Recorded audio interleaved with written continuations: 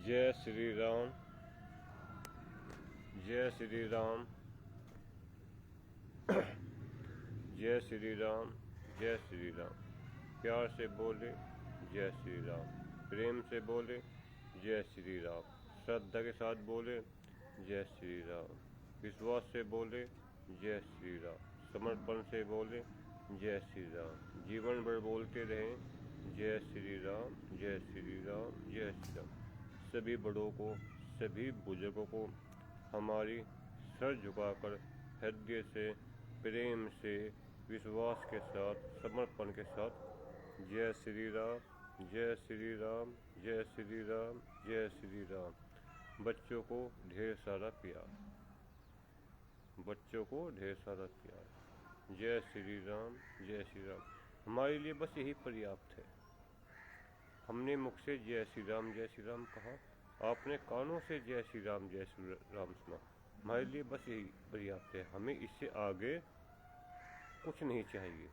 हमारे लिए जैसा सब कुछ, मुख से जय श्री राम कहना और जय श्री राम सुनना, हमारे लिए यही सब कुछ है। जय श्री राम, जय श्री राम, जय श्री राम। जीवन भर जपते रहे जय श्री राम, जय श्री राम। चलो आज एक नए टॉपिक के साथ आए हैं। आज एक नए टॉपिक पे चर्चा करते हैं। देखो, हम सबके पास जिम्मेदारी है। जितने भी सामाजिक इस पृथ्वी पे व्यक्ति है या इंसान है, वे सब अपनी जिम्मेदारी से लगे हुए हैं। भाई, परिवार को चलाना उनकी जिम्मेदारी, हम सभी की जिम्मेदारी है। माता पिता की सेवा करना हम सबकी जिम्मेदारी है। सामाजिक कार्यों में सहयोग करना हम सबकी जिम्मेदारी है। बच्चों को पढ़ाना लिखाना हम सबकी जिम्मेदारी है। रहने के लिए मकान बनाना हम सबकी जिम्मेदारी है। हम सभी की जिम्मेदारी है, जो मृत्यु के साथ ही समाप्त होगी। इतने हमारी मृत्यु नहीं होगी, इतने वह जिम्मेदारी हमारी समाप्त नहीं होगी। जय श्री राम, जय श्री राम, जय श्री राम कहिए। हम जब से बच्चा पैदा होता है, धीरे धीरे उस पर जिम्मेदारी डाल दी जाती है। पहले पढ़ाई की जिम्मेदारी, किसको पढ़ना है। 15 साल, लगभग 18 साल पढ़ाई में गुजरे। फिर उसको नौकरी की जिम्मेदारी, कारोबार करने की जिम्मेदारी, कुछ साल उसमें गुजरे। फिर उसकी शादी हो गई। फिर अपने परिवार को पालने की जिम्मेदारी, कुछ साल उसमें गुजरे। फिर बच्चे बड़े हो गए, फिर उनकी शादी, उनके मकान आदि की जिम्मेदारी। फिर बुढ़ापा आ गया, फिर शरीर अस्वस्थ हो गया। इस शरीर में अनेक प्रकार की बीमारियां हो गई। आंखें कमज़ोर हो गई, कान कमज़ोर हो गए, दांत कमज़ोर हो गए, किडनी कमज़ोर हो गई। फिर बुढ़ापे को निभाना उसकी जिम्मेदारी। फिर मृत्यु हो जाती है, लेकिन जिम्मेदारियां खत्म नहीं होती। चलो आज एक नए टॉपिक पे चर्चा करते हैं। आज एक नया टॉपिक आपके लिए लाए हैं, ठहराओ। टॉपिक का नाम है ठहराओ। रुक कर सोचना चाहिए। जय श्री राम, जय श्री राम, जय श्री राम। स्टॉप, अपने आप को स्टॉप करें। कुछ समय के लिए ठहर जाए, कुछ समय रुक कर सोचे। अब अपने आप को स्टॉप करें, कुछ समय ठहर जाए, कुछ समय रोक कर सोचें। वह क्या है, इसके बारे में चर्चा करते हैं। थोड़ा सा आपसे इसे बताने के प्रयास करते हैं कि हम क्या कहना चाह रहे हैं। जो व्यक्ति ठीक तरह से हमारी बात नहीं समझ पा रहा, उनका दोष बिल्कुल नहीं है। दोष हमारा है कि हमारे अंदर उतनी बुद्धि, विवेक या कहने की उतनी अच्छी काबिलियत नहीं है जो हम अपनी बात आपको ठीक तरह से समझा पाएँ। इसके लिए हम आप सभी से आपसे क्षमा याचना, क्षमा याचना, क्षमा याचना, क्षमा याचना मांगते हैं और ईश्वर से प्रार्थना करते हैं कि ईश्वर, जो हम बात कह रहे हैं उस बात को समझने के लिए आप पर कृपा करें, आप पर कृपा करें, आप पर कृपा करें, आप पर कृपा करें। जय श्री राम, जय श्री राम, जय श्री राम भी कहते रहिए, प्रेम से, श्रद्धा से, विश्वास से, समर्पण से जय श्री राम, जय श्री राम कहते रहिए। अब आ जाओ ठहराओ कि हमें ठहर कर क्या सोचना है, कुछ समय निकाल कर क्या सोचना है। देखो, हमने बताया अभी आप थोड़ी देर पहले आपको कि जिम्मेदारी कभी खत्म नहीं होती। मृत्यु के साथ ही जब ये शरीर से आत्मा निकल जाती है, जिम्मेदारी जब भी खत्म होती है। हमें ठहर कर क्या सोचना है, हमें अपने लिए समय निकालना है। इस जीवन में कुछ हमें अपने लिए समय निकालना है कि हम है कौन, इसके बारे में थोड़ा सा विचार करना है। देखो, हम सभी इस शरीर को ही अपना मान लेते हैं। जो हमारा शरीर है ये शरीर को ही हम अपना मान लेते हैं। इसका कुछ भी नाम हो सकता है, बहुत सारे नाम हैं। इस शरीर का कुछ ना कुछ हमारे माता पिता ने नाम रखा है, हमारी दादी बाबा जी ने नाम रखा है, हमारे परिवार वालों ने शरीर का नाम रखा है, जबकि हम यह शरीर नहीं है।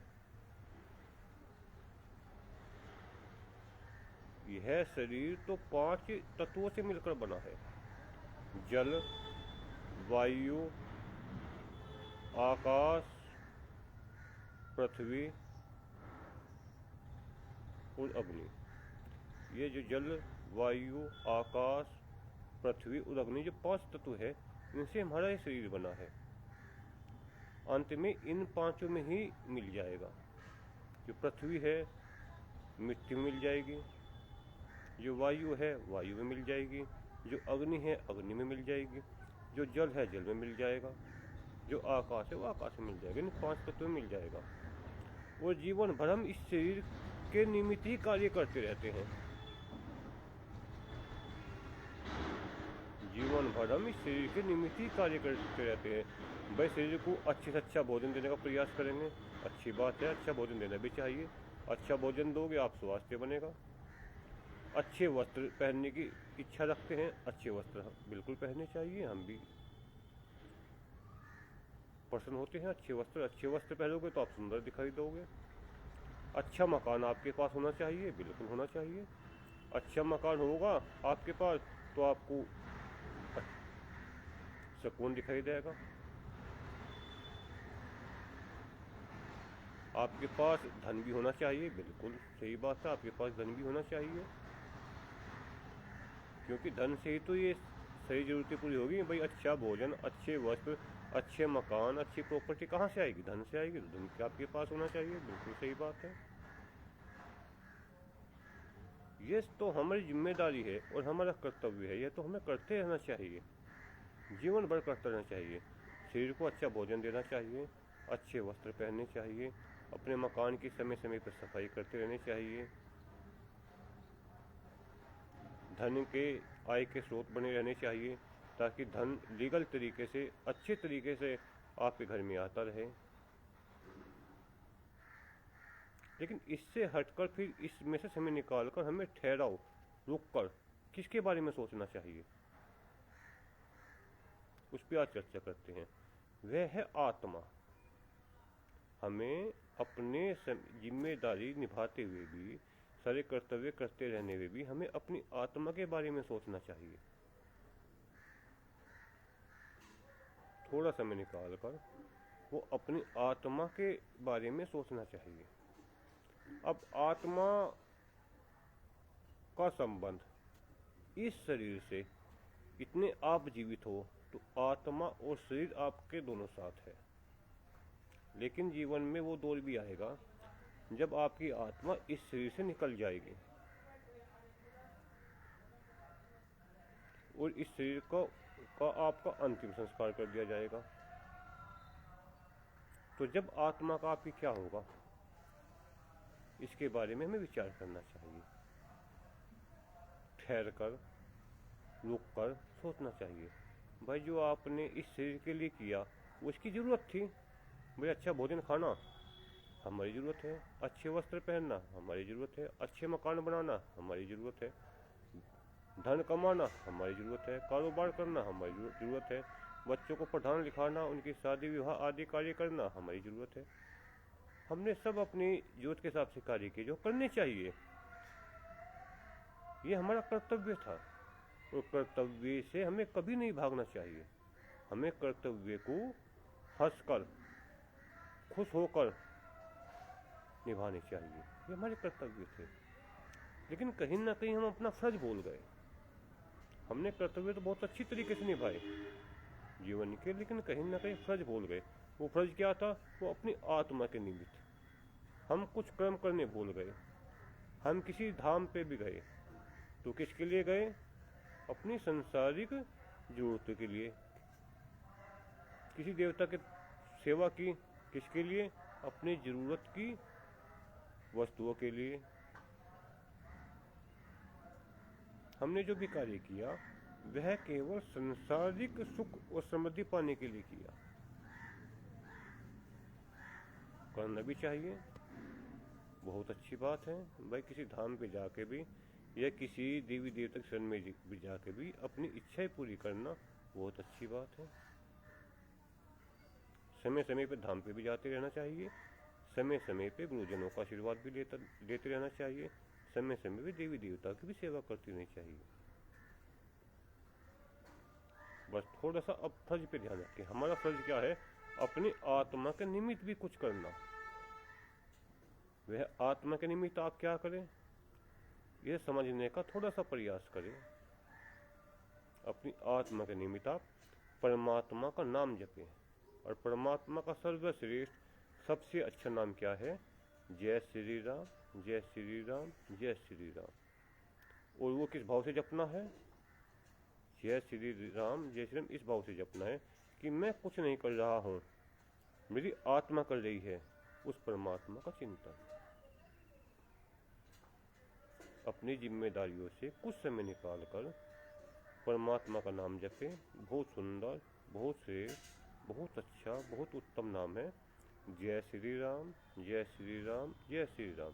और जय श्री राम, जय श्री राम जपे इस भाव से कि मैं नहीं जप रहा हूँ, मेरी आत्मा जप रही है उस परमात्मा का नाम। काहे के लिए? परमात्मा के धाम के लिए, परमात्मा के दर्शन के लिए, परमात्मा की कृपा के लिए, परमात्मा के आशीर्वाद के लिए।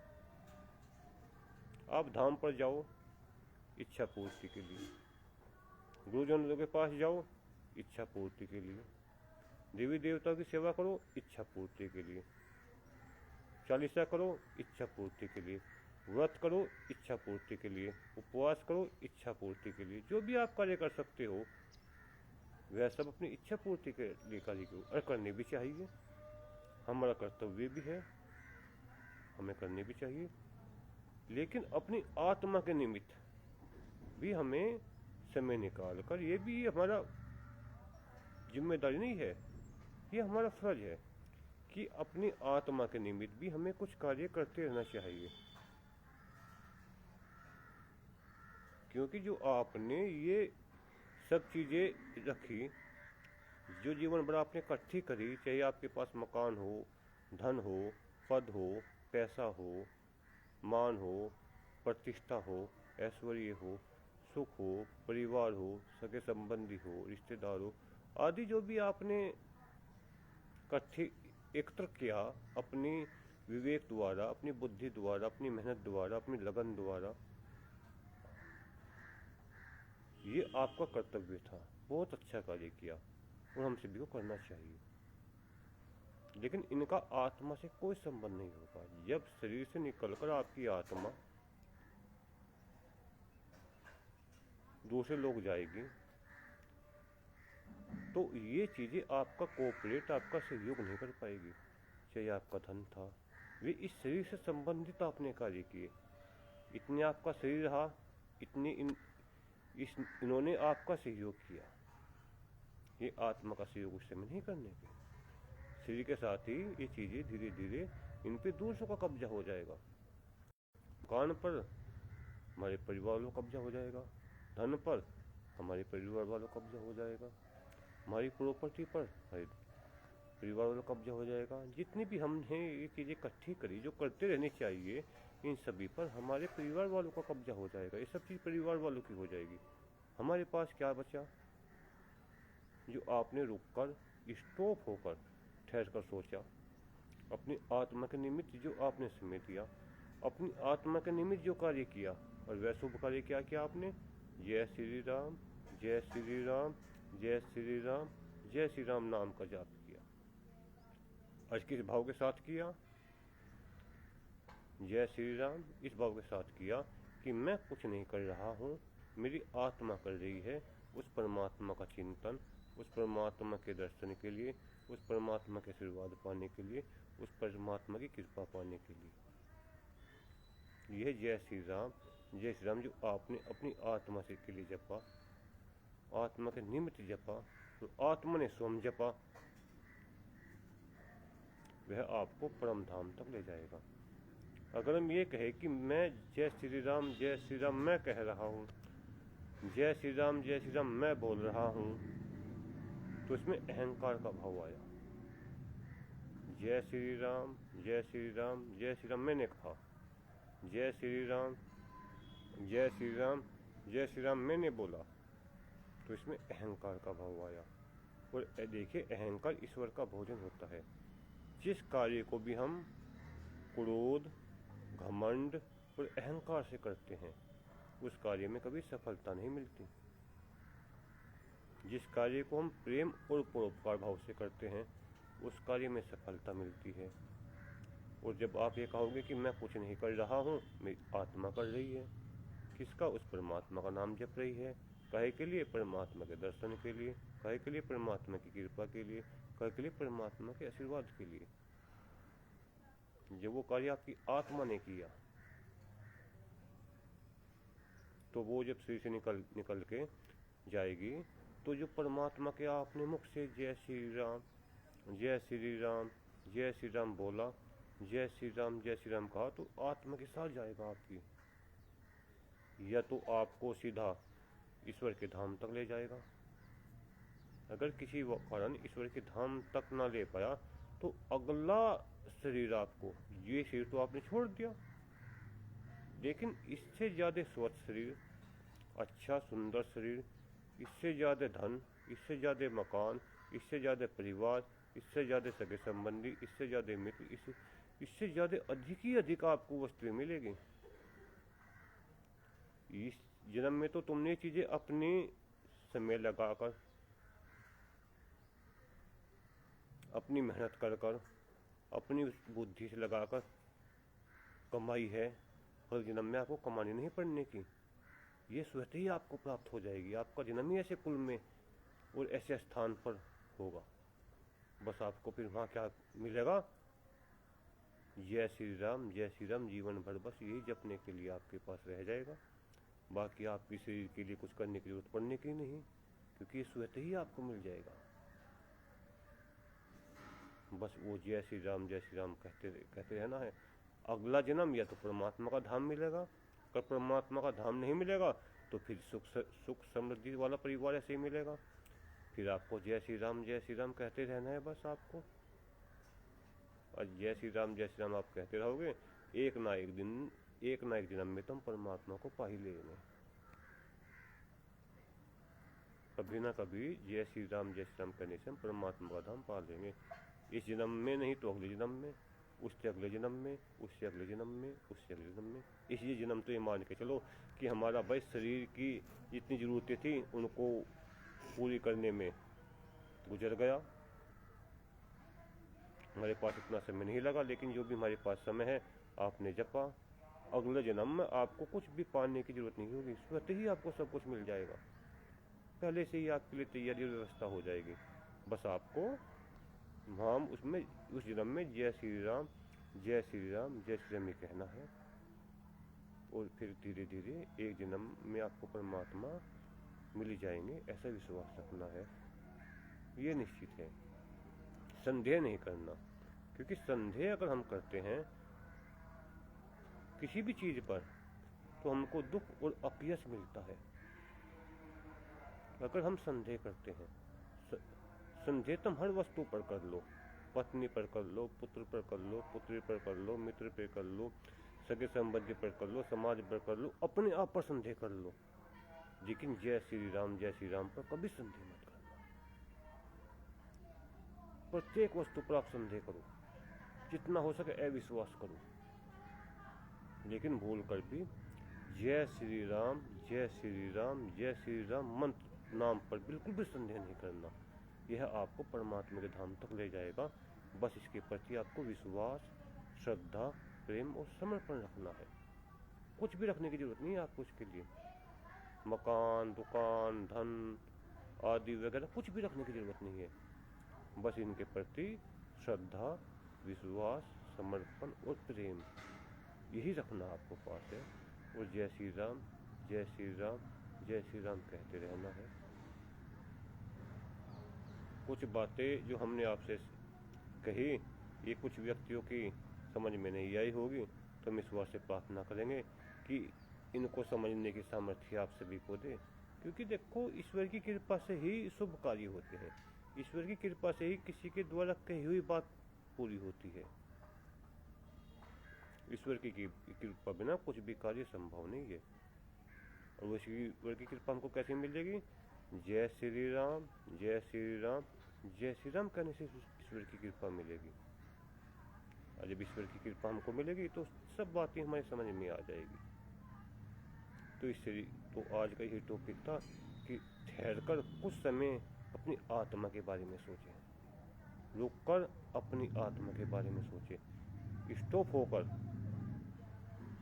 अपनी आत्मा के बारे में सोचें, और आत्मा के बारे में फिर कर्म, आपका अपना जो फर्ज है वह निभाए। वह आपका फर्ज क्या है? ये आत्मा के निमित्त, और आत्मा से ही कहना जय श्री राम जय श्री राम जय श्री राम। इसी भाव के साथ कहना कि मैं कुछ नहीं कह रहा हूँ, मेरी आत्मा कह रही है जय श्री राम जय श्री राम जय श्री राम। उस परमात्मा को पाने के लिए, उस परमात्मा की कृपा के लिए, उस परमात्मा के दर्शन के लिए, उस परमात्मा के धाम के लिए विश्वास, श्रद्धा, प्रेम और समर्पण के साथ कहते रहना है, कहते रहना है, कहते रहना है। जय श्री राम जय श्री राम जय श्री राम जय श्री राम। आपने समय दिया, आपका बहुत बहुत धन्यवाद, आपका बहुत बहुत आभार। अगर हमारे शब्दों से इस लोक में या परलोक में किसी भी को कोई कष्ट हुआ हो, तो उन सभी से हम सर झुकाकर प्रेम से क्षमा याचना मांगते हैं। वे सभी हमें क्षमा करे, क्षमा करे, क्षमा करे, क्षमा करे, क्षमा करे। आप सभी को भी, बड़ों को, बुजुर्गों को, विद्वानों को, गुरुजनों को, सभी को जय श्री राम जय श्री राम जय श्री राम जय श्री राम। बच्चों को ढेर सारा प्यार, ढेर सारा प्यार, ढेर सारा प्यार। कल फिर किसी नए टॉपिक के साथ आपसे मिलेंगे। जब तक के लिए जय श्री राम जय श्री राम जय श्री राम कहते रहिए अपनी आत्मा के निमित्त। बस जय श्री राम बोलते रहिए, श्रद्धा के साथ, प्रेम के साथ, समर्पण के साथ, विश्वास के साथ। जय श्री राम।